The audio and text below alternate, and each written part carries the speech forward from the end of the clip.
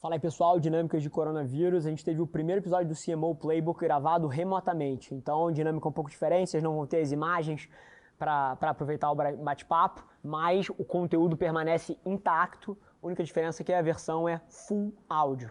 Então, senta aí e aproveita. Tenho certeza que vocês vão curtir. Foi um episódio muito interessante e que nasceu de uma forma super autêntica, porque nasceu de uma reunião real que eu e o Dani estavam tendo sobre negócios. E a gente falou, no final da reunião, a gente falou, a gente precisa gravar um podcast para trazer para as pessoas tudo que a gente debateu aqui. E aí, nasceu o episódio. Então, senta aí e aproveita.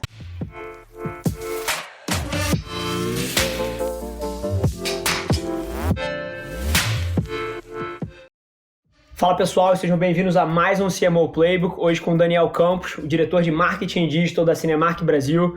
Dani, baita prazer estar falando contigo hoje aqui, cara. Oi, Rafa, bom dia. Prazer é meu, cara, super legal. Eu sou ouvinte do podcast, é um companheiro de ida ao trabalho e é exatamente o tempo certinho que eu vou da minha casa até o escritório da Cinemark. Bacana. E agora poder participar, uma super honra. Inclusive, trazer para o pessoal, né, como é que nasceu esse episódio. Esse episódio nasceu uns 40 dias atrás, mais ou menos. Tô errado não, né? Foi isso, uns 40 dias. Né? A gente estava numa reunião de trabalho, eu e o Dani, e no final da reunião, assim, o papo foi tão profundo do futuro dessa indústria que no fim do dia eu virei assim, porra, Dani, vamos fazer um podcast SAP aí. Aí a Bianca Brito, diretora de estratégia da agência que estava do meu lado também, virou assim, tava esperando você fazer esse convite, porque de fato a visão foi muito diferente e na hora ali eu falei, preciso levar isso para mais gente. O Dani é um cara que está à frente de um dos projetos mais ambiciosos dentro da indústria da cadeia de valor de cinema que eu conheço e vou deixar ele falar um pouquinho mais, em vez de estragar um pouquinho a narrativa, mas nasceu de uma forma super bacana. E, Dani, queria mais uma vez te agradecer. Vamos para o que interessa. Seguinte, imagino que o pessoal de mercado, inclusive lá no nosso próprio primeiro papo de trabalho, descobrimos que temos alguns bons amigos em comum aí, mas eventualmente aqui vão ter 10, 20% das pessoas que não te conhecem e não sabem quem você é. Vamos começar por aí, assim, qual é a versão de 3, 4 minutos da história da tua carreira? Você tem uma trajetória de passagens por companhias bem diferentes do que você está fazendo hoje. Traz um pouquinho esse pano de fundo pra gente. Então, a minha história, eu divido ela em 3 blocos, assim. Eles são complementares para tudo que eu tenho de desafio hoje. Eu tive um primeiro bloco bem produteiro, né? A carreira de marketing, historicamente, ela tem 3 mundos e eles se cruzavam muito pouco, né? Que é produtos, serviços e as agências. E se você vai para você é meio rotulado nele e a sua vida tinha que ser ali. Eu acho que ainda bem isso tem mudado bastante e essa troca entre os setores ajuda pra caramba na formação. Então eu fui em indústria bastante tempo, comecei minha carreira na Nestlé, na verdade, numa joint venture entre a Nestlé e a Fonterra, que é toda a parte de refrigerados, né, a DPA. Para quem trabalhou na Danone ou em outras empresas de lácteos refrigerados, sabe a loucura que é. Não tem estoque, prazo de validade super apertado, é um banco de S&OP, então precisa ser muito numérico. Saí da Nestlé, fui para a Natura, para trabalhar em inovação e criação de marcas, então eu ficava num projeto da Natura de pensar o futuro da Natura. Oi pessoal, eu sou o Conrado, sou o CTO da Avelar. Vim aqui interromper rapidinho essa programação para te fazer um convite para ouvir o podcast chamado Voice Playbook, sobre tecnologias de voz, IoT e assistentes digitais. Lá você vai conhecer mais sobre a interface que já está no nosso DNA e que está revolucionando a forma como marcas e consumidores interagem. O Voice Playbook já está disponível nas maiores plataformas de podcast por aí. E essa transição entre negócio e marca foi algo pensado na movimentação, né? A Nestlé, a gente implementava muita coisa de guide e eu tinha vontade de criar isso. Depois eu saí da Natura, fui para a antiga Skin Cariol, no primeiro movimento de profissionalização lá atrás, antes de Brasil Kirin, antes da venda de fato para a Heineken, mas teve um primeiro momento onde comprou Devassa, comprou Eisenbahn, que eles montaram um time muito legal de executivos e trouxeram gente do mercado com peso, e eu fiz parte desse projeto, que foi um momento super legal, onde eu pude unir a questão de negócio e marca que eu tive nas 2 escolas anteriores. E quando eu saí da Skin, eu fui para Três Corações, né, que é o Ambev do café, né? Vai da companhia também. É uma super empresa, fui para lá quando eles compraram o Frisco da Unilever e queriam montar uma divisão de bebidas, e depois fiquei lá como head de inovação, montei a área de inovação para eles, e até aí foi minha história na indústria, né? Então foram 4 passagens, cada vez num modelo mais familiar, com um papel mais estratégico, que era o que eu buscava. Daí eu parei com a minha vida de indústria e mudei de lado da cadeira, fui ser diretor de planejamento da Touch, que é uma consultoria de branding. Acho que foi uma movimentação que me fez muito feliz, eu fui absolutamente realizado na Touch o tempo que fiquei lá, tanto pelos projetos, interlocução, o desafio que é, né? Acho que você vive isso hoje, Rafa, mas você tem que ser muito profundo em muitos assuntos e você é obrigado a estudar. Consultoria de branding também eu mergulhei na chance de conseguir conhecer o consumidor de uma forma muito mais intensa que a vida de executivo me proporcionava. Moderei grupo pra caramba, entrevista em profundidade. A crença em pesquisa vai para um nível totalmente diferente. E um dos meus clientes foi a Dots, nesse tempo de Touch. Os projetos eram muito intensos e navegavam muito na autogestão. No fim do projeto, a Dots estava montando uma diretoria de produtos. E a Dots é uma empresa de CRM, tecnologia e programa de fidelidade. E eu fui convidado e a gente se escolheu, né? A Dots me escolheu, eu escolhi a Dots para voltar a ser executivo. E daí foi a primeira vez que eu fui para uma empresa de serviços, né? Serviços super intensos para diversos varejistas do país. E daí eu fui para um mundo de tecnologia mesmo, de duplar com TI e tal. Fiquei lá quase 5 anos e há 1 ano e pouquinho agora eu fui convidado a fazer parte do time da Cinemark Brasil para inicialmente montar uma diretoria de digital, trazer a cultura de CRM, entendimento de cliente para a mesa e agora no comecinho do ano, por contextos internos, incorporar marketing on e offline juntos aí para amarrar as coisas. Eu acho que deu os 3, 4 minutos aí, bem resumida é essa. On the spot, deu quase que certinho, mas assim, zero apego ao time, muito mais apego às âncoras que você largou aí, que é um pouquinho do que eu acho que a gente vai bater um papo em cima agora. Tem vários ângulos que eu quero puxar já da tua narrativa, antes da gente entrar no mercado de cinema, que é um mercado que o Cinemark tem uma proposta de valor bem diferente, até de certa forma disruptiva dentro de uma indústria que sempre operou dentro de um status quo aí. Você falou um negócio muito interessante, que foi passar pela experiência de produto, passar pela experiência de marca, ou seja, produto eu digo negócio, né? Que é muito consumer goods ali, que você acaba tendo que ter uma visão de plano tático de negócio, distribuição, etc. Depois de uma experiência na Natura muito mais focada em marca, e depois no mercado de cerveja, é um mercado que junta muito as duas coisas, né? É um mercado que você precisa ter uma marca fortíssima para ser top of mind do consumidor, para dominar territórios que são estratégicos para você conseguir crescer, mas no fim do dia, assim, tem que vender cerveja, tem que vender latinha. Então, fala um pouquinho de como é que você acha que as experiências passadas em produto e serviço te posicionaram para ter mais profundidade quando você foi tocar uma categoria tão competitiva quanto era na Skin? Cara, o primeiro produto que eu cuidei de verdade na Skin foi água. A água é um produto que me fascina. Cara, é maravilhoso, porque só existe um produto mais simples que agora talvez seja vendido de uma outra forma por tudo que estamos vivendo, que é ar. Depois disso é água mineral, a gente vender com marca, com história, né? E tinha água com gás ainda, que você consegue falar que tem mais, menos bolha, que o sabor é mais, menos intenso, se é que dá para chamar de sabor, mas o grande volume era água sem gás mesmo. E eu acho que esse foi um desafio legal de construir marca de um produto tão simples na Skin. Se alguém estiver ouvindo a gente aqui e tiver um produto também que é simples, que também, em teoria, não consegue diferenciar o competitivo pelo produto, como é que você olha esse desafio? E é claro que você pode olhar para a distribuição, você pode olhar para a própria marca em si e a construção disso e criar um hype em torno, mas como é que você abordou esse desafio? Eu estou super interessado nessa experiência porque nas nossas conversas não tinha surgido ainda que você tinha vendido água. Foi a minha primeira categoria, assim, e foi legal porque aquela Skin, né, naquela época, ela tinha uma dinâmica de aquisição, construção de marca, lançamento de produto muito intenso mesmo.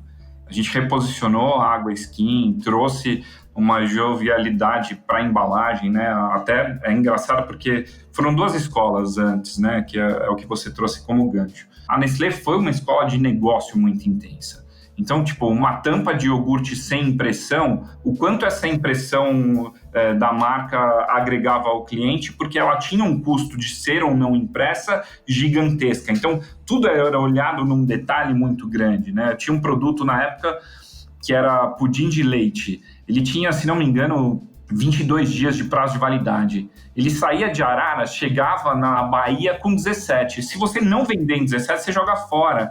Então, eu não fui criado numa dinâmica de estoque. Os números eram muito precisos, né? A previsão de vendas não podia errar, porque o prejuízo era gigante de um mês para o outro. Então, toda aquela dinâmica de, não, vamos estocar, vamos fazer aquela bombada de fim de mês, refrigerados não te permite isso. Quando eu fui para a Natura, até é engraçado, porque eu fui para um lado tão extremo de intensidade versus profundidade, que eu fiquei 1 semana, 10 dias na Natura, daí eu fui hospitalizado. Eu fiquei 12 dias no hospital com uma queda de resistência geral, porque baixou tanto o nível que eu operava de ritmo, para falar assim, não, agora você tem que pensar, tem que ser profundo, você tem que ter tempo para estudar, você tem que ter tempo para estudar o consumidor, você está criando o que a marca vai ser daqui 6 anos. Então, essa densidade de marca e construção de história, ela diminuiu o meu ritmo de ação mesmo, a ponto do meu corpo sentir.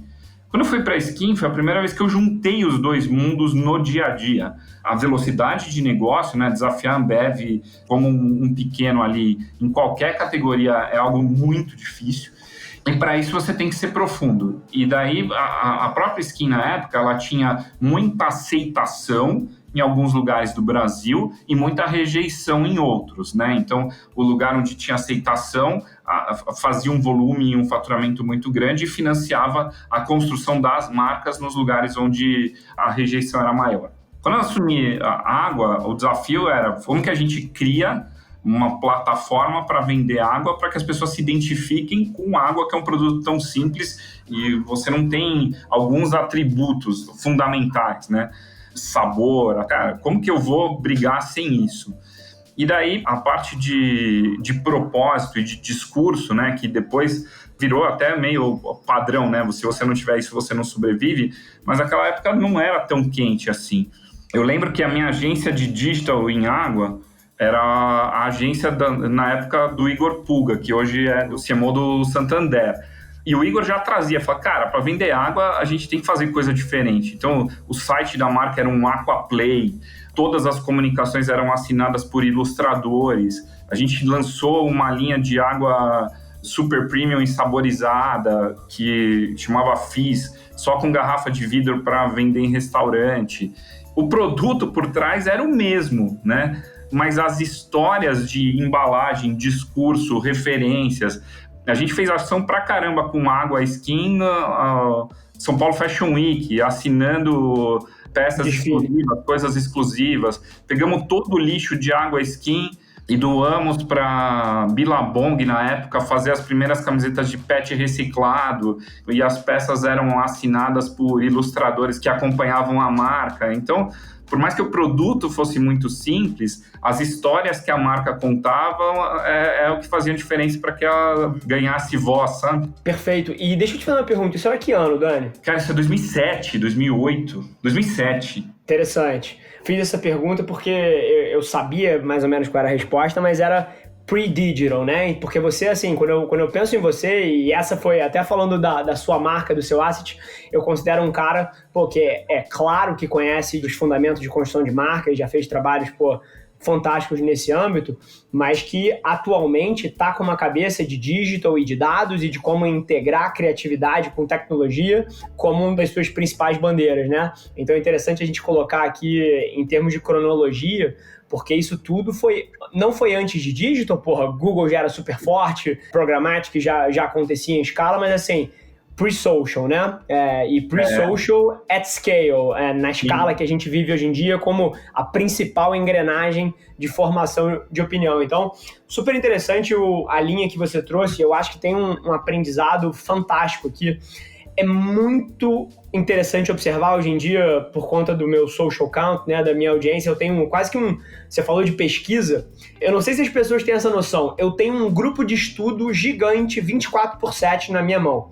Assim, se eu coloco uma pergunta no meu stories, eu consigo, 3.000 respostas e eu consigo pegar um pulso sobre alguma coisa. Eu recebo, 600, 400 DMs por dia de gente jogando perguntas e dúvidas. Então, assim, as redes sociais são um grupo de estudo enorme para mim. E uma coisa que eu sempre vejo batendo são as pessoas achando que a categoria deles, eles não conseguem diferenciar. É impossível.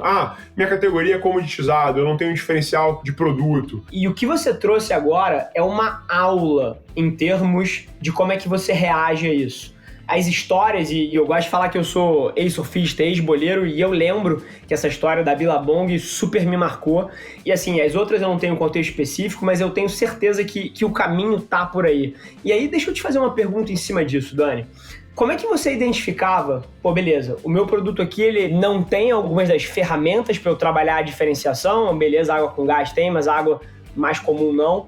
Como é que você identificava quais eram as histórias que você queria construir? Porque hoje em dia, até na própria agência, eu olho muito pro pulso cultural. Então, a gente analisa sinais sociais, sinais de dados para entender quais são as narrativas, o que as pessoas estão falando, e você, tem capacidade de identificar e hypes e momentos que você quer inserir a sua marca. Mas num mundo pré-dados em escala, pré-big data, pré-AI e pré essa quantidade de informação que a gente pode analisar, como é que era um pouco a tomada de decisão para você? Primeiro, eu olhava para o lado, né? A gente tinha um portfólio grande de alcoólicos, não alcoólicos, e as histórias precisavam ser complementares e não competir pelo mesmo território. Então, quando a gente olha uma arquitetura de portfólio, né, e eu tenho uma empresa que tem várias marcas, a empresa tem várias possibilidades de histórias para contar.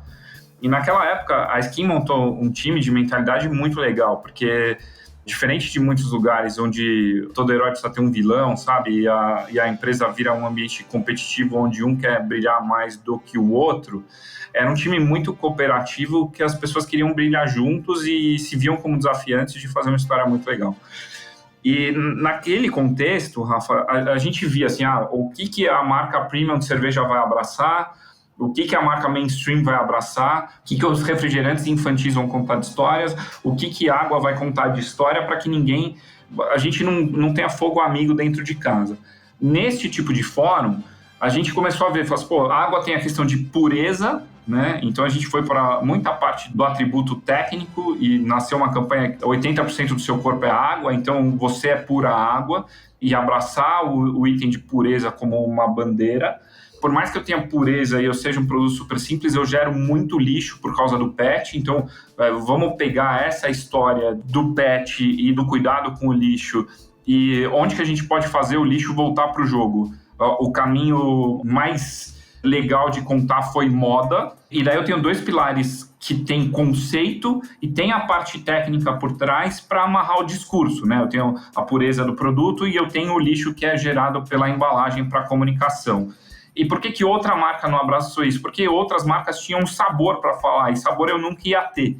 Então, na composição das histórias, o atributo técnico que dá o valor para que a história não seja oportunista ou simplesmente um discurso vazio, é o que costurou a história, e as histórias eram super paralelas, né? Então, as marcas estão conversando muitas vezes com os mesmos clientes. Você toma água para se hidratar, toma uma cerveja para se divertir, toma um refrigerante no almoço para acompanhar a refeição, e eu sou uma empresa só, com budget limitado. E eu acho que o exercício maior de cada marqueteiro é entender que num dia de uma pessoa vivendo numa capital, tem 6 mil marcas querendo falar com o cara naquele dia por multimeios. E se você não entender que você é só mais um e não fizer as coisas com consistência e repetir sua história, você vai ser diluído, que é a base de todo o conceito de CRM hoje, mas que naquela época, em produto, com muito menos dado, a gente já tinha essa crença, sabe? Puxa, eu tenho muito menos grana que outras categorias, eu tenho muito menos grana que meus concorrentes, eu tenho que contar muito bem as mesmas histórias muitas vezes para ser percebido. E entender que eu posso me cansar porque eu estou vivendo isso todo dia, mas o cara que está me comprando, eu sou 1 em 6 mil no dia do cara, e que essa história passa mais batido. E nesse contexto, eu não posso me cansar porque o cara do outro lado não tá cansado, sabe? Perfeito. Dani, você puxou tantas âncoras agora que eu tô até com dificuldade de escolher qual que eu puxo. Essa última coisa que você falou da frequência é uma coisa que eu vejo todos os dias as empresas se confundindo e assim, você trazer esse testemunho aqui é fantástico.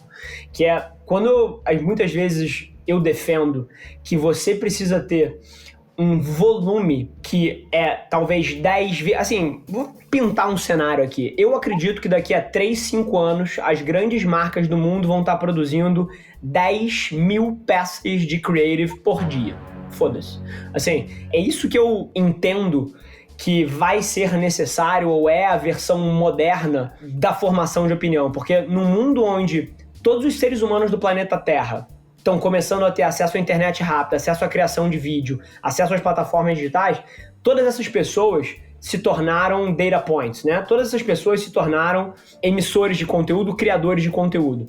E aí, uma marca, para quebrar esse ruído, ela vai precisar ser hiper personalizada e hiperpersonalizada em escala. Então, adorei que você trouxe isso de você ser só mais um no dia que o cara tá vendo 6 mil outras coisas, porque por várias vezes eu vejo um receio das grandes marcas, fala, pô, mas isso não é demais, isso eu não tô enchendo o saco dele, eu não tô sendo abusivo aqui, eu não vou ser desconsiderado por estar enchendo o saco. Ele não liga tanto assim pra você, né? Acho que esse é o pano de fundo e adorei que você trouxe isso. Agora, um outro lado do que você falou, que eu acho que é muito interessante a gente navegar, é a parte de dados, né? E é curioso, eu sou de outra geração aqui, e a minha agência, que tem menos de 2 anos de vida, ela nem conhece esse outro mundo. Assim, a gente só pensa construção de marca, só pensa campanha, só pensa ações com base em dados. Que é você, basicamente entender o que o consumidor está falando, entender as tendências que já existem no mundo e você transformar a sua marca num veículo para que isso aconteça através de você e de uma maneira, óbvio, que devolva para o seu posicionamento. Então, super interessante, até para, eventualmente, alguém que não tem esses recursos de AI e Big Data, que eu sei que você tem hoje em dia no Cinemark, que você fez uso pra caramba na Dots, essa abordagem que você trouxe de como pensar de uma forma mais analógica, eu até tomei uma aula aqui, achei super educativo. Mas agora fazendo a transição para essa parte mais tech. Só para complementar, porque eu concordo pra caramba com essa sua análise dos 10 mil criativos em paralelo, tá? É uma das coisas que eu acho que é um caminho sem volta e a gente precisa se preparar para o como e não duvidar se é isso mesmo. Perfeito. Na indústria, cara, eu lembro em 2002, na Nestlé, quando eu fui treinado painel sensorial para diferenciar, eu acho que eram 17 tipos de morango, né? Existem 17 tipos de morango, existem 17 formas de sentir o sabor morango, em 2001 já tinha isso. E você diferencia as 17 para testar as 17, ver qual que tem mais aceitação, porque vai ter consumidor que vai gostar de uma das 17, vai ter o gosto para todas elas, e você faz o teste para entender qual vai ter uma maior escala, para você vender mais, e daí você posiciona o seu produto para isso. A gente, na comunicação hoje, consegue lançar os 17 sabores de morango em paralelo e atender cada um dos clientes, coisa que a indústria não consegue, porque a dinâmica é muito diferente. Então, a pesquisa e as variáveis, elas estão em tudo. Só que nem todo mundo consegue dar escala para isso, né? E daí, fazendo, sim, o gancho para o Cinemark, quando eu pego e falo, eu vou disparar uma newsletter sobre o que vai ser lançado na semana, que é algo super simples e óbvio. Eu posso fazer uma newsletter genérica com o que vai ser lançado no mercado, ou eu posso recortar, falar assim, puxa, quem é fã de cada um dos nossos 90 complexos? Esses fãs vão de manhã, tarde e noite, que dia da semana, que filme ele costuma ver. Só com esse recorte de poucas variáveis muito óbvias, eu já tenho uma máquina de criativos gigantesca para te oferecer uma newsletter que leve em consideração o que vai estar em cartaz no cinema que você costuma ir, nos dias das semanas e horário que você me mostra pelo histórico e dando mais visibilidade para o tipo de filme que você gosta. Eu tenho certeza, não por achismo meu, mas por dados e por... De aumento de performance, sim? Que isso aumenta a performance. Então, eu não tenho a opção de falar assim, não, faz um genérico aí, dispara, porque o resultado vai ser o mesmo, sabe? Perfeito, perfeito. E muito interessante, assim, esse discurso, e eu sei que você tem essa cabeça, e até por isso que eu quis trazer aqui, porque é um testemunho muito diferente, e eu acho que falta na nossa indústria essa narrativa para outros lugares. Olha que interessante. A parte de televisão é uma parte que, por exemplo, que vai contra tudo que eu acredito em termos de publicidade moderna. Olha que coisa interessante. Você gasta um orçamento de produção gigantesco para produzir uma peça que não vai conseguir ser testada em escala e, ao mesmo tempo, quando você olha para as alternativas, de eventualmente colocar esse filme no digital e você poder fazer 3 modelos de abertura diferentes, 7 modelos de abertura diferentes, 7 narrativas do meio do filme diferentes, e você testar isso para segmentações muito mais específicas, e aí a gente pega a bola curvada. Porque sim, provavelmente o seu CPM vai ser maior, porque você está indo nichado, você está indo específico e você, tá tirando capacidades de mostrar isso para os menores custos possíveis. Mas você com um criativo, como você, desenhou ali, que fala com os interesses reais da pessoa e que se conecta com ela, e uma audiência super segmentada, é óbvio que o seu CPM vai ser mais alto. Mas ninguém deveria estar orientando a otimização de campanha para CPM, sim para o final do funil, que é a conversão, né? E a conversão desse criativo, quando você vai olhar em termos de CAC, etc., no CRM, ela é muito mais alta.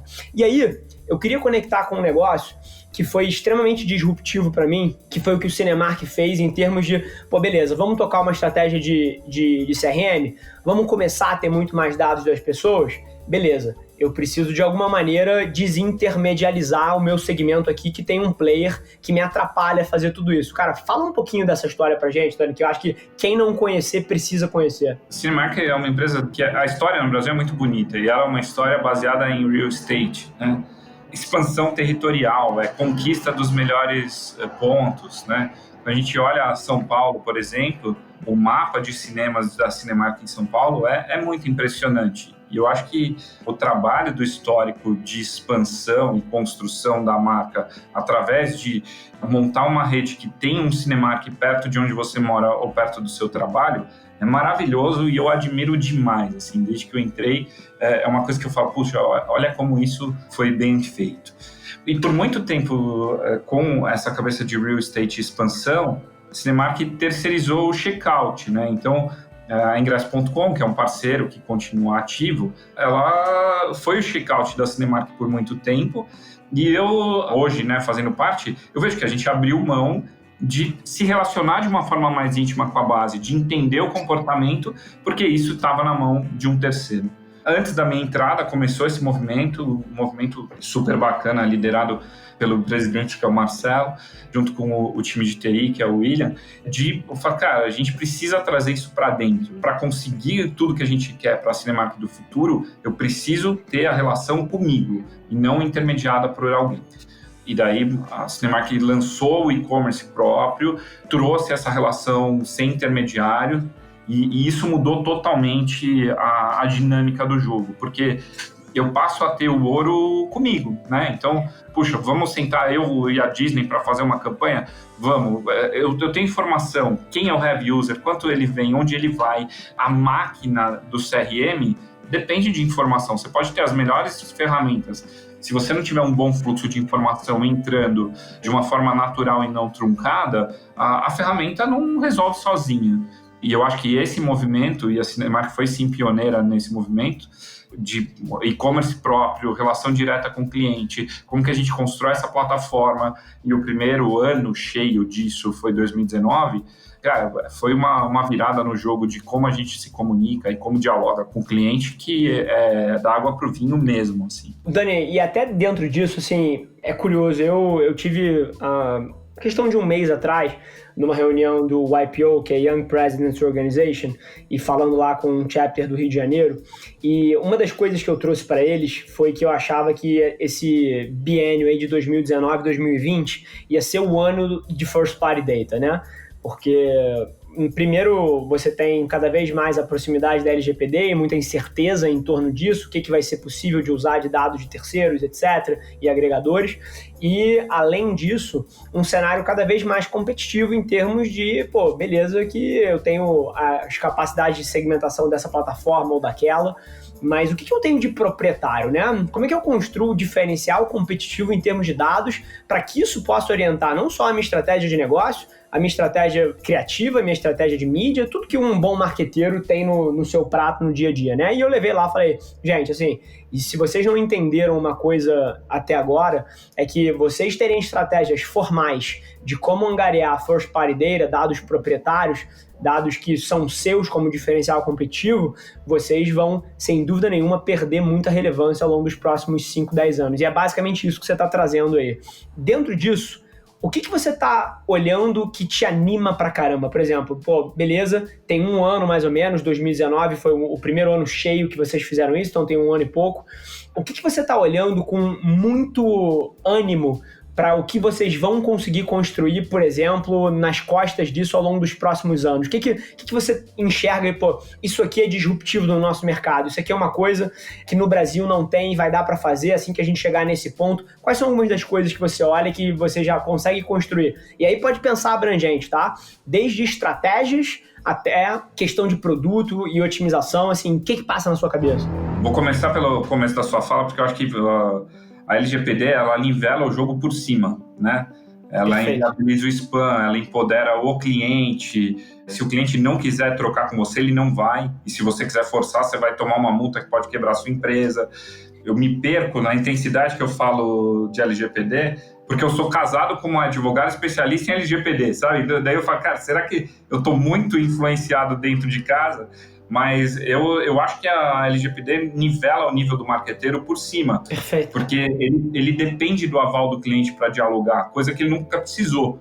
Né? Você enriquece a base, você faz um monte de coisa, bombardeia e não tem punição. Hoje, a punição máxima é super amena, que é a caixa de spam. Nesse contexto, cara, relevância de comunicação é a lei, né? E eu acho que em um ano, seria super audacioso falar que a gente chegou perto de onde eu acredito. CRM é uma semana que está começando, Rafa.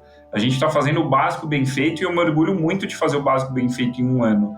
Mas a cadeia de entretenimento, né? Eu entender hábito de consumo com mais profundidade, entender sua relação com o ator, sua relação com o diretor, sua relação com a sua rotina, né? Então, poxa, eu entendo que o Rafa tem uma válvula de escape de terça-feira, que é o dia do rodízio dele, e ele se permite um horário de lazer aqui.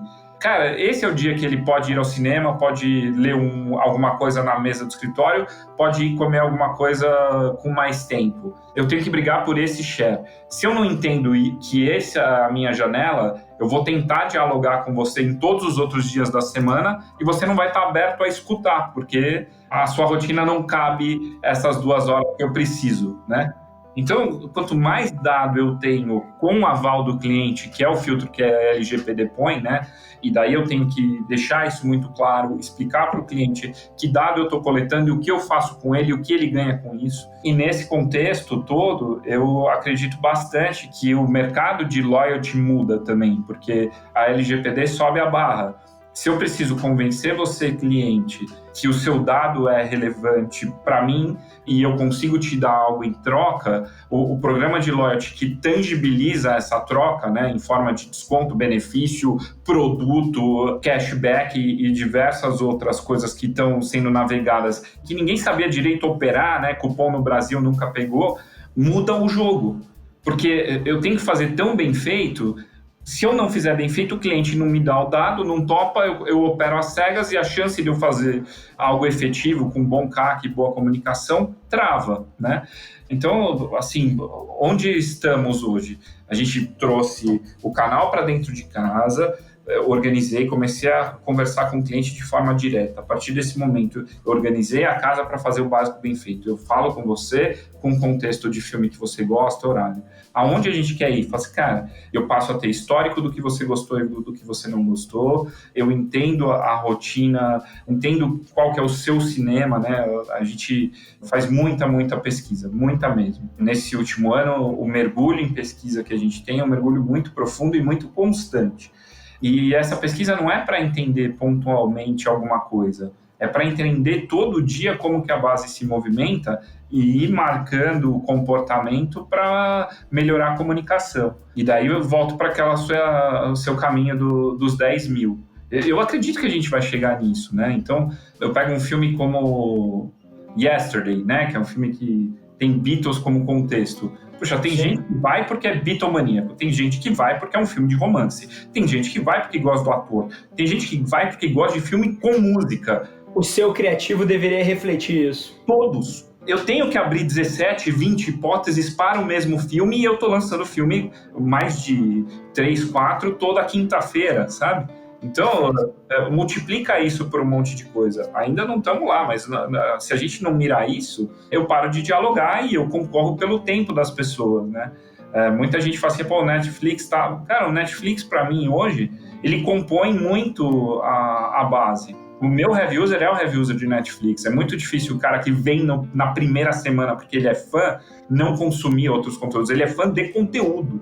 E a gente acaba sendo restaurante, sabe? Pô, você aprende a cozinhar bem, você faz comidas deliciosas em casa e continua indo no restaurante, porque ele compõe essa boa alimentação. E tem um outro ângulo também, Dani, assim, que é uma coisa que eu vejo, e você falou de, pô, sentado numa cadeira de agência, você precisa ganhar muita profundidade em várias categorias, e se tem uma coisa que eu canso de ver, é gente que acha que é profunda porque tá lendo manchete, mas na verdade é rasa porque não conhece o mercado. E aí, o que eu quero dizer com isso, além dessa patada aí em metade do mercado, né? Por exemplo, eu vejo muito gente falando, disrupção da cadeia de valor no cinema tá acontecendo? Pô, tá sim, eu acho que, de alguma forma, um estúdio que lança um filme, hoje em dia, ele tem possibilidades de diferentes canais, diferentes modelos de licenciamento e outras formas de fazer. Mas, assim, em termos do cinema, por exemplo, eu acho que, às vezes, as pessoas se prendem numa bolha e acham que o Netflix está substituindo o cinema. Vai olhar para a experiência quando você entende de fato comportamento e poder de renda de brasileiro e vai olhar para a experiência de cinema de 90% da população brasileira. Olha qual é a TV que esse cara tem. Olha a qualidade, pô, de imagem que esse cara tem. Olha o conforto que ele tem na casa dele para assistir um filme. Assim, não é similar ou substituto do cinema. Você concorda de alguma forma com isso, cara? Sim, eu acho que muitas vezes a gente faz uma análise achando que a nossa bolha é uma excelente fonte de pesquisa. Sim. Então, todos os meus amigos têm um home theater ferrado em casa, com uma TV gigante. Cara, beleza. O seu grupo de amigos representa quanto da população, né? Óbvio, a grande maioria tem uma TV, até o parque de TV de tela plana é muito bom, mas quando você pega o conforto, a experiência como um todo, de som, de imagem, o contexto dentro de casa que compete com uma experiência de cinema é muito mais exceção do que regra, né? Tanto que o último ano, 2019, foi um ano super bom, um ano de grandes filmes, de grandes números, de quebra de recorde pra caramba. E o cara não esperou pra ver em casa porque ele tem um puta cinema na casa dele, sabe? A gente trabalha no cinema, né, na operação, vendendo pipoca nos grandes filmes, todo corporativo. Cara, eu trabalhei vendendo pipoca em Guarulhos, no sábado, depois da estreia de Vingadores Ultimato. Ô, Rafa, aquilo ali, bicho, é um negócio... Se você fala assim, eu dou R$1.000 pra você não ver hoje e você esperar sair pra você assistir em casa, o cara não topa. Porque ele quer o ineditismo, ele quer o coletivo, né? Tanto que o insight que a gente teve de posicionar o cinema, até a última campanha que a gente fez da marca mesmo, foi em cima disso, sabe? No momento em que tá cada um com a sua tela, né? Você tem a sua, eu tenho a minha, a gente tá muito nas nossas próprias telas. O cinema é a última tela que une de fato. No começo, eu era a única tela, a grande tela de cinema. Aprendi a falar, colorir. E hoje eu já posso até tocar os sentidos daqueles que ficam comigo. Desde que eu nasci, inspirei muitas novidades. E outras telas foram surgindo. É como me ver em miniaturas por todos os cantos, em todas as casas e também na palma da mão de muitas pessoas. Né? Você não assiste televisão unido. Você está ouvindo a TV e mexendo no seu celular, com o computador no colo, com o tablet. Ela compõe. O cinema ainda é uma tela onde você guarda as outras telas e presta atenção. E você tem 3 momentos. Você tem o momento da expectativa de agendar o filme com alguém ou sozinho. Você tem o momento de concentração no conteúdo. E diferente de outras coisas onde cada um consumiu o seu conteúdo, quando você sai do cinema com alguém, vocês consumiram a mesma história por 2 horas. É natural que você converse. Então, a gente tem posicionado o cinema como essa última tela que une, exatamente por entender que ela tem um papel diferente das outras telas e ela consegue segurar isso ainda ter uma imersão, uma relação de intensidade que tem antes, durante e depois, como uma experiência de união. Foda. E concordo 100%. E essa narrativa e essa profundidade maior na experiência do consumidor é uma coisa que eu acho que elucida muito o debate. Tem muita gente que lê o headline da AdAge ou da AdWeek ou da DigiDay e vê o OTT, e vê Netflix e vê essas coisas todos os dias e esquece que quando você olha para o consumidor, são momentos de alguma forma diferentes. E eu não tenho dúvida que mexe no ecossistema, mas é o que você falou, assim, no limite, todas essas outras coisas viram data points para você melhorar a sua oferta e você diferenciar o seu produto ainda mais, que não vai ser o filme só em si, né? É toda uma experiência que está em torno do momento de ir ao cinema. Esse discurso mais profundo é uma coisa fantástica. E aí, falando de disrupção, falando um pouquinho desses temas que a gente está falando, mas flipando a ótica para o negócio em si, o cinema é uma categoria, assim, como várias outras, que trabalha girando em torno de ociosidade, né? Então, assim, tem momentos do dia de 2 da manhã às 6 da manhã, ou de 6 da manhã ao meio-dia, e meio-dia, sei lá, assim, tem com certeza vários momentos do dia que são muito menos demandados em termos de volume pelo consumidor. Algumas categorias têm tido uma abordagem super interessante a esses momentos, e aí eu não estou falando de preencher isso com eventos corporativos nem nada disso, mas coisas que passam pela cabeça e queria saber qual é a tua ótica sobre isso. Por exemplo, Uber. Você vai pegar um Uber, se você pega um Uber num horário de pico, você vai pagar mais caro. Se você vai pegar um Uber num horário de menos volume e que por algum motivo tem muito motorista na rua, pô, isso de alguma maneira causa um preço dinâmico ali que te devolve uma proposta de valor e cria até uma cultura de alguma forma. Toda a indústria que tem preço dinâmico cria uma cultura de tipo always checking, né? Tô sempre olhando aqui para ver como tá o bid do Mercado Livre, tô sempre olhando aqui, para ver se eu vou com 99 ou se eu vou com Uber. Tem uma cultura que você fica sempre checando. Preço dinâmico é uma coisa que nesse momento de tecnologia de vocês, você pensa em tentar trazer um ângulo disruptivo para o mercado praticando alguma coisa? Já passou pela cabeça? Não faz sentido nenhum? Cara, acho que passa o tempo todo. A gente aprende com os outros segmentos, né? Muitas das coisas que são básicas para outros segmentos, para o nosso setor, é uma inovação. Tem inovações, sim. Não tenho nenhuma vergonha em copiar coisas muito boas de setores e trazer para o nosso. Essa leitura que você faz é uma leitura que a gente olha o tempo inteiro, né? Tanto de como ocupar as salas, que são salas com tecnologia, com boa estrutura, em shoppings, com estacionamento, com ótimas localizações, nos tempos de menor procura por filme, quanto como organizar um fluxo onde a gente tenha atratividade de ocupação. A gente até fez alguns testes muito mais com uma pegada de promoção, né, usando Black Friday, usando o calendário do varejo como um fio condutor, para testar essa atratividade de preço dinâmico e ver o quanto efetivamente isso traz cliente novo. E eu acho que a gente tem que estudar muito, porque não é uma implementação simples nem barata, mas ela pode mudar o jogo. E assim como o e-commerce para a gente mudou o jogo, e lançar um e-commerce não tem nada de inovador no mercado como um todo, mas para a indústria de cinema foi uma super inovação, né, de verticalização.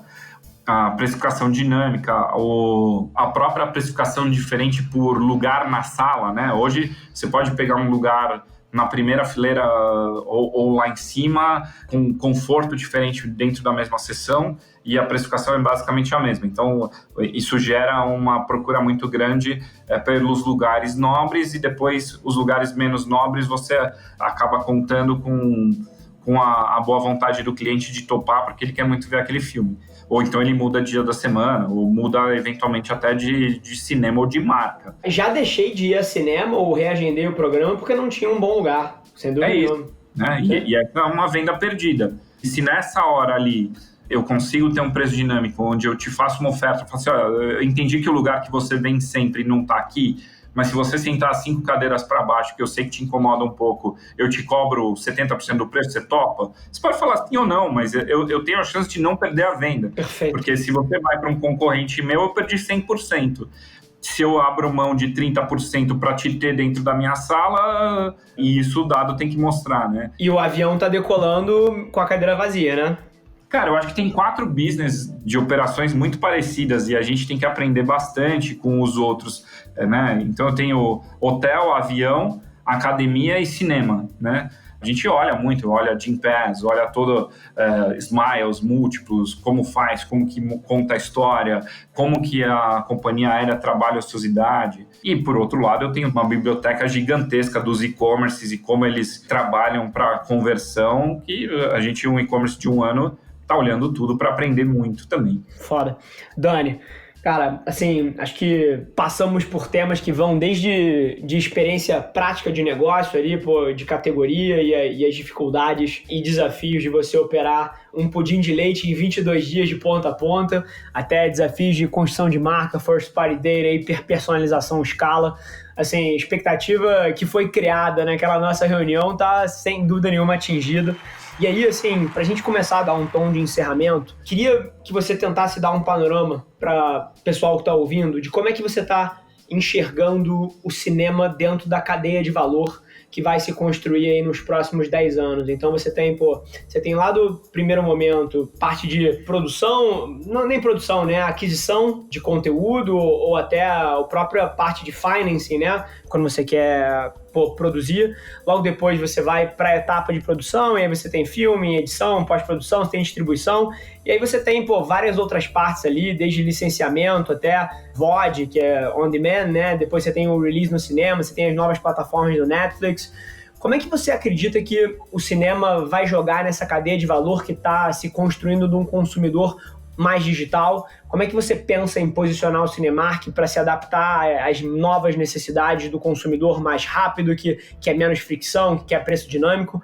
Dá um panorama de futuro. Se você tivesse que olhar 5, 10 anos na frente, o que você acha que vai existir na categoria que não existe hoje em dia, que vai ser absolutamente fundamental para a perpetuação da experiência? Cara, eu acho que se tem uma coisa que a gente precisa resolver nesse sentido, né, de horizonte, fala assim, cara, eu tenho um problema que eu preciso resolver, esse problema é fila, né? A experiência, ela é boa, as pessoas topam coisas que elas não vão topar cada vez mais, né? E um problema para atacar é problema de fila. O que a gente olha é fluidez da experiência do cliente. Eu acredito que eu vou continuar tendo boas produções, pequenas e grandes, vou continuar tendo distribuidores com um portfólio super bacana, vou continuar tendo salas na casa das pessoas e fora da casa delas para elas consumirem esse tipo de conteúdo. Mas a fluidez, Rafa, cara, eu compro tudo online, eu chego, vou direto para minha cadeira, meu pedido chega para mim. A gente tem um histórico de inovação no cinema muito legal, né? De formato, sala Prime, tecnologia. O Cinemark sempre foi uma empresa, especialmente no Brasil, né?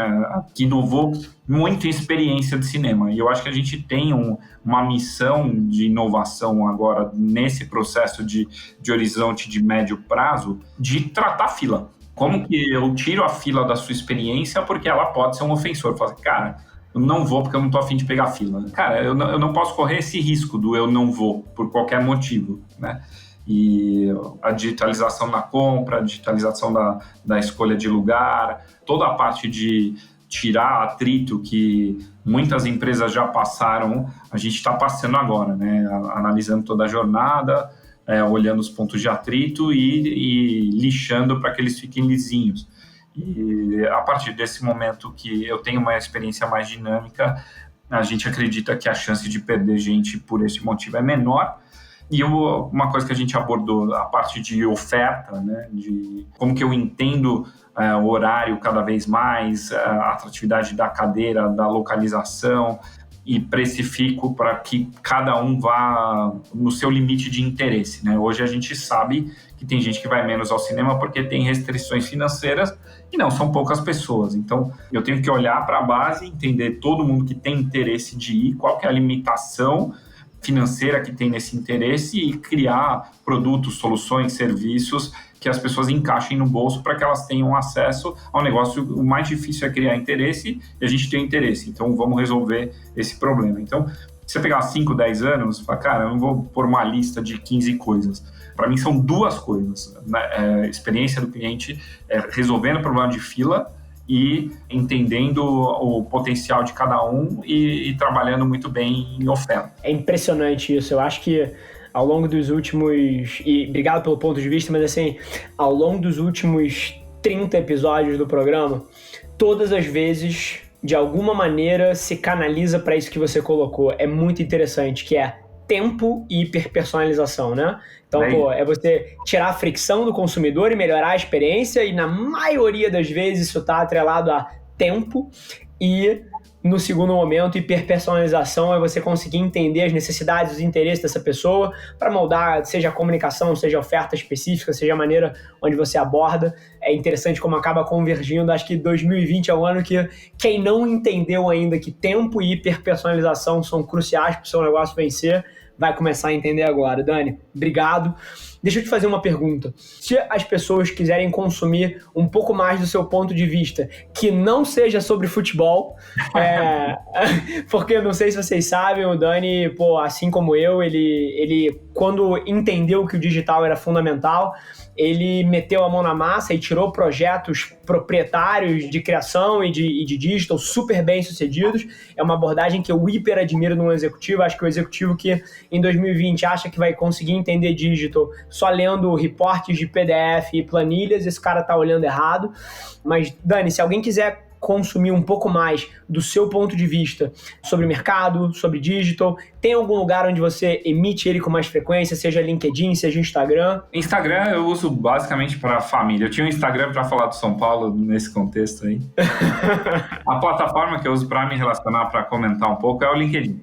O Twitter eu uso bastante, mas 90% do que eu falo no Twitter é sobre futebol. Futebol é um assunto que é minha válvula de escape e não tem jeito, né? Esse ponto que você falou de colocar a mão na massa, cara, eu fiquei 2 anos e meio na Touch em consultoria e depois mais 2 anos em produto. Então eu fiquei quase 5 anos fora da cadeira de marketing mesmo.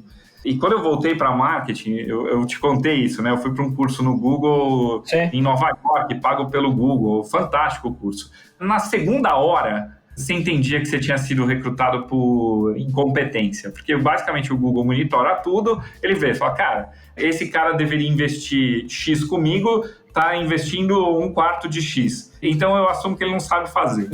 Ele levou todo mundo para lá. E quando eu voltei desse negócio, eu voltei tão incomodado que primeiro você muda todo o mix de marketing e a forma de operar.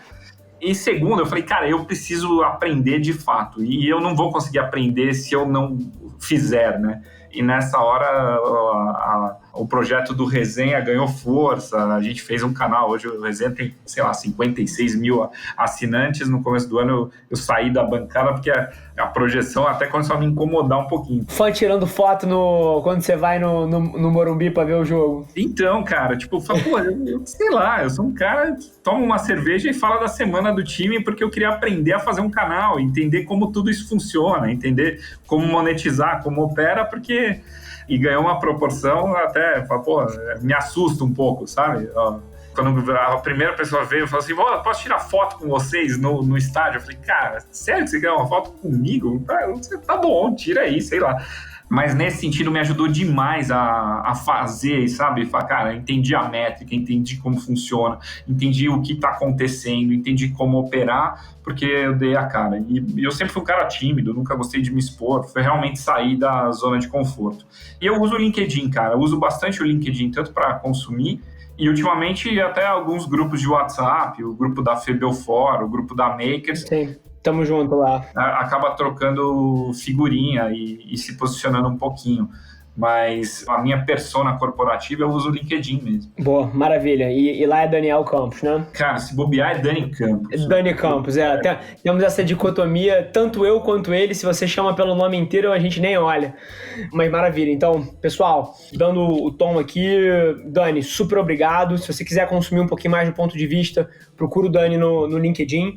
Inclusive, independente de você estar ouvindo isso aqui numa plataforma de áudio, vídeo, seja no Spotify, seja no YouTube, tira um print da tela, me marca o Daniel, marca o Dani, senão ele não vai saber quem é. Marca o Dani, pra gente saber que você tá ouvindo. Dani, foi um prazerzaço te receber aqui. Cara, super obrigado. O podcast é muito gostoso de ouvir e foi muito legal de gravar também, Rafa.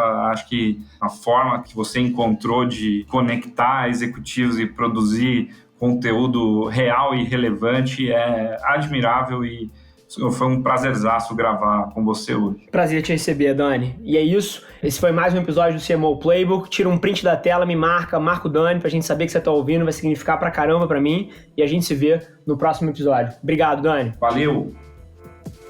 Esse foi mais um episódio do The CMO Playbook, o podcast da Avelar Media. E eu deixo aqui o meu muito obrigado por você ter passado esse tempo com a gente. Espero que tenha sido de valor para você. E te fazer um pedido, não se esquece de compartilhar um print da sua tela no Instagram, me marcando no @AvelarRafa com 2 L's e também marcando a Avelar Media e deixando aquele review de 5 estrelas na sua plataforma favorita. Vamos colocar esse podcast no Top 10 Brasil. Um abraço, gente. Até semana que vem.